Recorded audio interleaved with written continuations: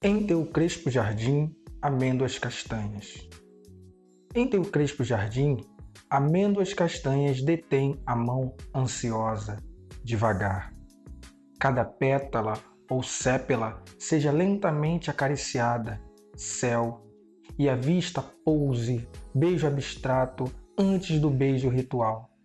Na flora pubescente, amor, e tudo é sagrado.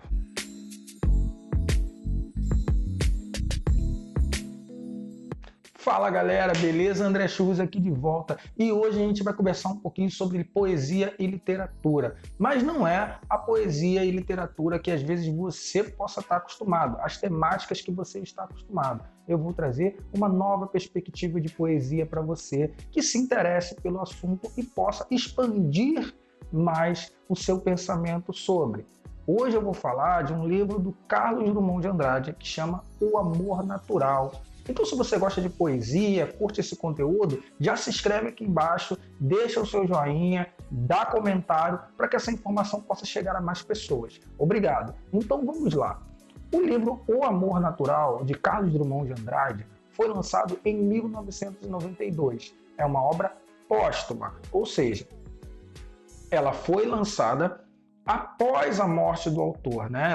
O autor morre em 1987 e a obra é lançada em 1992.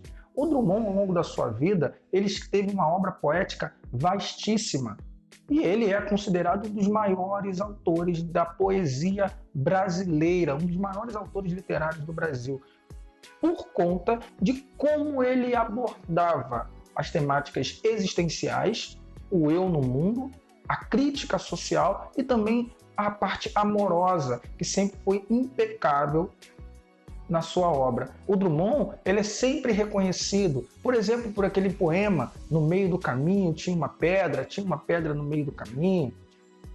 É um poema clássico do Drummond, está sempre aí nas escolas, né? Quem estuda a poesia e a literatura modernista sempre passa por esse poema. A quadrilha, né? João amava Teresa, que amava Joaquim, mas poucas pessoas conhecem a temática erótica do Carlos Drummond de Andrade. Por quê? É uma coletânea de textos que foram escritos nos anos 60 e nos anos 70. Vamos lembrar que nos anos 70 e nos anos 60 as coisas não eram tão abertas para a sociedade brasileira. O tabu dos assuntos sexuais era muito grande. Isso não quer dizer que hoje mudou, não. Ainda há um tabu muito grande ao se falar sobre sexo, ainda se abordar sobre sexo. Então, foi uma coletânea que ao longo da vida ele foi escrevendo e deixou guardada para que fosse publicada pós-morte. Esse livro ele vai trazer a visão do autor sobre a sexualidade, sobre o sexo. Por quê? Até então, as obras que se tinham do Drummond, poucos desses poemas tinham sido publicados, ele falava de um amor sublime, espiritualizado, um amor mais ligado à sentimentalidade abstrata. E ele não abordava as temáticas sexuais, porque sabia que isso poderia dar problema. Vamos lembrar que vivemos uma época de ditadura, uma época de censura, onde esses textos não seriam permitidos, porque seriam considerados pornográficos. Entretanto, não é isso que a gente vê na obra. A gente vê aqui um poeta que coloca no mesmo patamar amor e sexo, onde o amor não sobrevive sem o sexo e o sexo não sobrevive sem o amor. A visão dele do sexo ao longo da sua vida, com as suas parceiras, com toda a sua experiência, é uma visão lírica poetizada que traz pra gente a naturalidade do ato sexual e não a forma que é colocado ainda nos dias de hoje como sexo sendo algo sujo, algo que tem que se fazer às escondidas, algo que gera obscenidade, algo desrespeitoso. Não é isso que o Drummond traz na sua obra. O que ele traz na sua obra é uma visão sexual em que pessoas que se amam compartilham esse momento. Ali seria o momento máximo do amor. O momento máximo do amor se daria na relação sexual. Aqui ele coloca uma visão em que o amor sublime entre duas pessoas necessita do contato entre elas. O apego, o contato físico, o beijo, o toque, a carícia, a sublimação e o contato entre corpos. Então, para que você possa entender um pouco melhor do que a gente fala quando fala da poesia erótica, temos que fazer uma pequena distinção rápida. Não se pode confundir pornografia com erotismo. A pornografia, ela está mais ligada à obscenidade, à manifestação sexual explícita, obscuras, obscenas, que fogem ali a uma moralidade, ou seja, a boa vivência da sociedade. Não me entendam aqui essa moral conservadora que fala que tudo é errado, tudo é pecado, que tudo vai para o inferno. Não é isso, mas a moralidade que você tem para você na sua vida e que não corrompa ali a boa vivência. E a própria etimologia, ou seja, a raiz da palavra pornografia, ela está ligada à prostituição. O livro não é pornográfico, ele é um livro erótico. Vamos lembrar que a palavra erótico vem de Eros, o deus do amor. Então a gente está falando de um amor sensualizado. Aqui o que Drummond traz para a gente é erotismo. Por mais que nós tenhamos nesse livro vários textos que vão tratar ali de forma explícita, falar de pênis, de vulva, de bunda, de ânus, não é promíscuo, é amor, é sensual, é o contato entre duas pessoas que se entregam ao amor. A conclusão do amor é um ponto importantíssimo para que a gente entenda que, por mais que a gente viva numa tendência simplesmente espiritualizada de amor, o amor ele também se faz na materialidade. O Drummond sempre falou do amor abstrato, o sentimento, o encantamento, como eu me sinto quando eu estou apaixonado, pensando na pessoa. Ele tem um texto muito bonito também que eu indico para vocês que chama As 100 Razões do Amor, ou As 100 Razões de Amar, não me lembro direito, é um texto muito bonito. Então é tudo abstrato, tudo levado a um outro âmbito. Aqui o que ele vai trazer é o amor concreto. Como é o amor concreto na visão do poeta? Como o poeta vê essa junção entre duas pessoas que se amam? E isso é magnífico, isso é bonito. Claro, se você vai vir ler o livro ou ver o que eu estou falando agora com um pensamento conservador, com um pensamento extremista, você não vai entender nada do que eu estou falando, então é melhor você parar de ver esse vídeo e ver uma outra coisa que te interessa. Sexo não é uma coisa suja. Poeticamente, o sexo é uma união entre pessoas que se amam. Elas escolhem e optam por se entregar a uma pessoa, porque há o contrato, o acordo amoroso entre elas. Então, para o poeta, em todo ato sexual há amor. O amor está ali na sua concretude máxima. Os homens se amam e se amam, tem que transformar isso em concreto, sair disso que está só aqui dentro e externar para uma outra pessoa e praticar o amor com outra pessoa. Então, por isso que esse livro, ele não é um livro pornográfico. E aqui eu estou dando a minha opinião de estudante de literatura, da teoria da literatura, dos escritos que eu li. Não é um livro pornográfico, é um livro erótico, na máxima do amor sensual. Quando a gente tem essa visão, o nosso preconceito, a nossa visão, o nosso encaixotamento sobre o sexo se desfaz.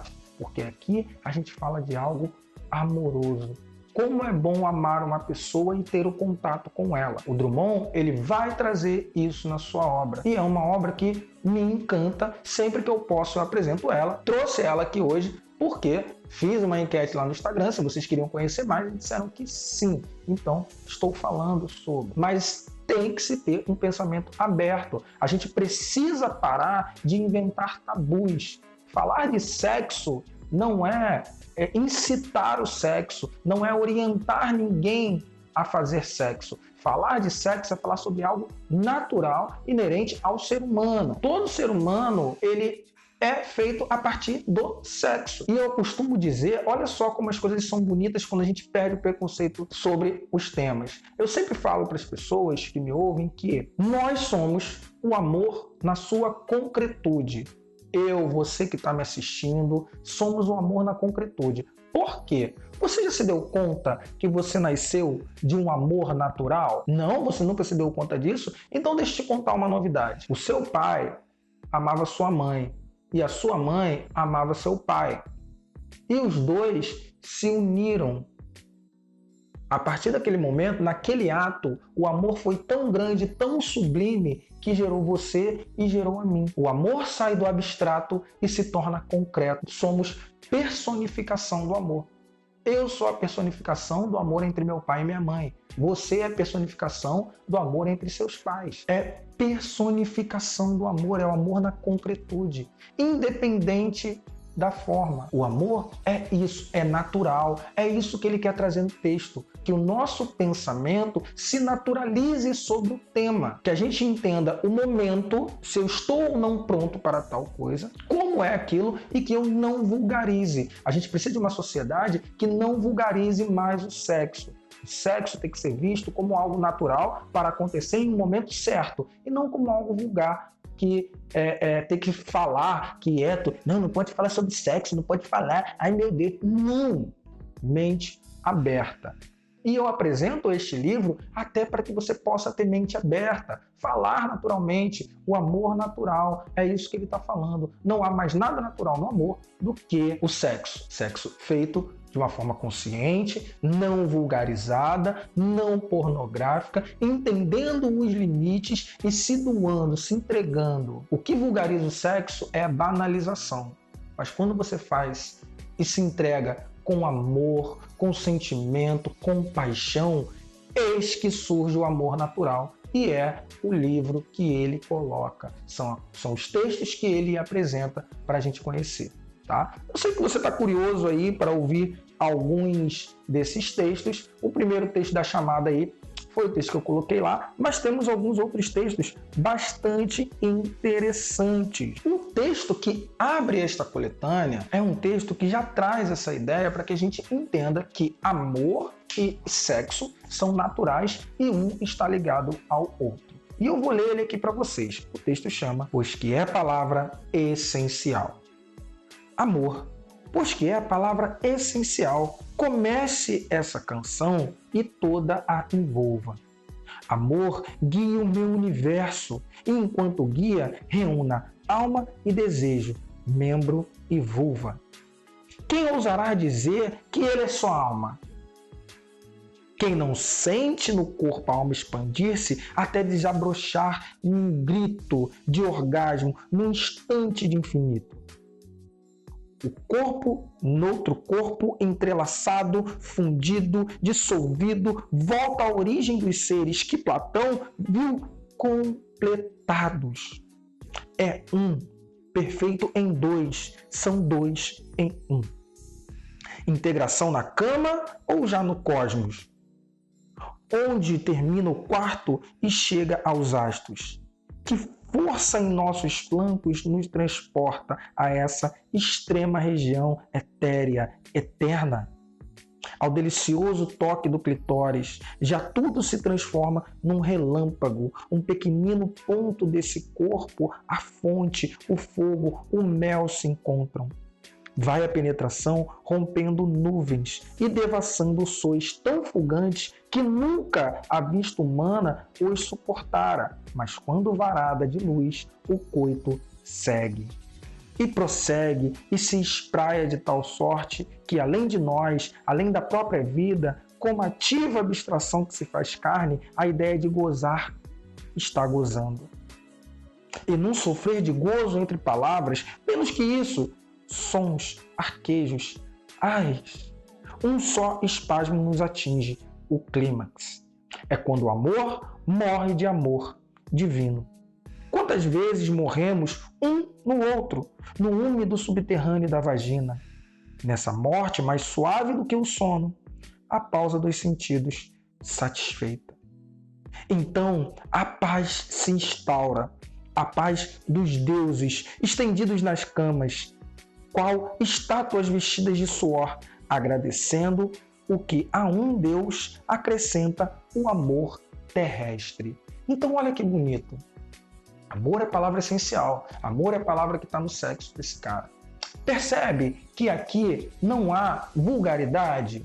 Percebe que aqui não há uma visão suja, uma visão que não seja a visão bonita, sentimental do ato sexual? Olha como é que ele consegue transformar toda essa visão que a gente tem, que é nos imposta, em algo bonito. Pelo menos eu acho bonito.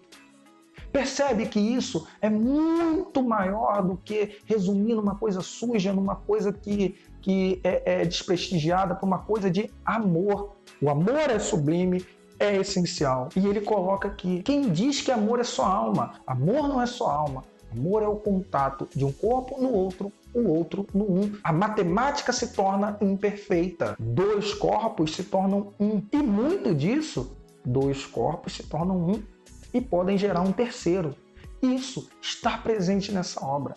Aqui eu não vou entrar em questão de construção, porque não nos interessa, mas de entendimento de um texto poético que traz uma beleza em um assunto que, infelizmente, é um tabu. É muito difícil se falar. Essa é uma poesia que abre e já nos direciona para que a gente entenda que a gente está falando do amor na sua forma primitiva, o retorno dos seres, como ele bota no texto. E é quando a gente pode se entregar a, de fato, um momento que ele coloca como divino, levados aos deuses, porque os deuses deram essa permissão para os seres humanos. Então, você perceba que não é um texto vulgar. Muitos consideram pornográficos. Não há pornografia. Há sensualidade e um erotismo magnífico levado à questão amorosa. Vou ler outro texto aqui para vocês também, que ele é muito interessante. O nome dele é A Língua Girava no Céu da Boca. A língua girava no céu da boca. Girava. Eram duas bocas no céu único. O sexo desprendera-se de sua fundação. Errante, imprimia-nos seus traços de cobre. Eu, ela, Eleu. Os dois nos movíamos possuídos, trespassados, Eleu. A posse não resultava da ação e doação, nem nos somava. Consumíamos em piscinas de aniquilamento, soltos, falos, vulva no espaço cristalino, vulva e falos em fogo, em núpcias, emancipados-nos de nós. A custo, nossos corpos, içados no gelatinoso jazigo, restituíram-se à consciência. O sexo reintegrou-se. A vida repontou.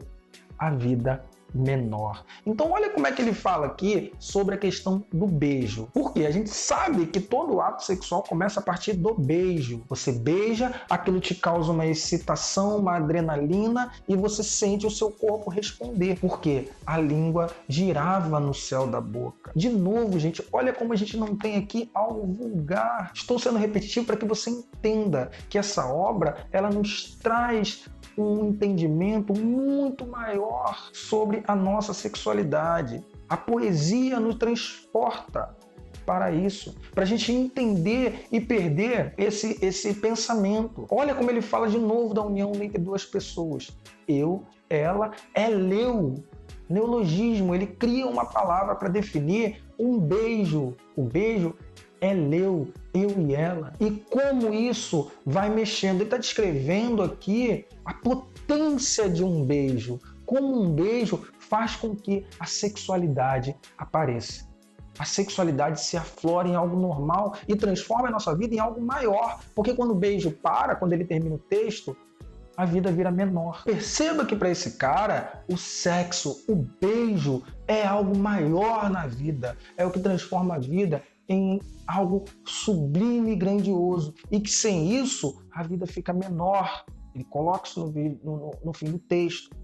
Olha que bonito. Olha que significativo. Quem não gosta de um beijo? Quem não gosta de ter o corpo aceso e acordado num beijo? Onde é que tem aí essa questão de vulgarização? O problema é a forma como a gente apresenta, como eu já disse aqui.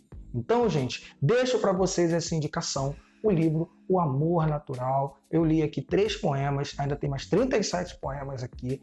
Eu não li aqui alguns mais explícitos porque o YouTube pode bloquear, mas tem muitos outros textos aqui que você vai, que se você gostou desses, você vai se amarrar nesses textos. É uma ótima leitura, uma leitura fluida, uma leitura rápida, uma leitura que você fica maravilhado. Eu estou sempre lendo esse texto. Indico para todos aqueles que queiram conhecer mais, queiram ter uma outra visão de poesia. A poesia, ela se abre para todos os assuntos, para tudo aquilo que o homem sente. Então, rapaziada, agradeço a você. Se você gostou aqui, já se inscreve, deixa o seu like, deixa o seu comentário. Se tiver alguma dúvida, manda para mim. A gente conversa, troca uma ideia, claro, de forma respeitosa. Mais uma vez aqui para você que não conhecia. Leiam poesia, leiam, ampliem o pensamento, saiam da caixa, como eu já falei aqui em outro vídeo. Aprendam, que você vai ver que essas tendências consideradas conservadoras e sujas não são assim. A gente tem que naturalizar. Naturalizar é mostrar o momento, a hora, se devo ou não devo. E aí, tudo melhora. O que acontece é que a nossa sociedade castra a informação, castra a conversa. Eu consigo falar disso porque eu tenho aqui uma visão de leitura, um conhecimento. Porque até para apresentar esse tipo de obra, ela fica difícil, porque as pessoas vão considerar safadeza, pornografia, vão inventar histórias que não existem. Como é grande no Brasil, né? Se fala de sexo, está incitando com que as pessoas façam sexo. Em nenhum momento eu fiz isso. Estou apresentando um texto literário para que você amplie o seu pensamento e pense com naturalidade. Tendo naturalidade, debatendo e falando sobre assuntos, tudo se torna melhor. A sociedade se torna educada e reflexiva, e não uma sociedade sem educação e sem reflexão. Termino aqui para vocês com um texto que chama O Chão é Cama. O chão é cama para o amor urgente. O amor que não espera ir para a cama. Sobre o tapete ou duro piso, a gente compõe de corpo e corpo a úmida trama. E para repousar do amor, vamos à cama. Obrigado, curte e compartilha, escolhe um desses vídeos aqui do lado. Obrigado por me acompanhar, tamo junto, até a próxima, galera. Valeu!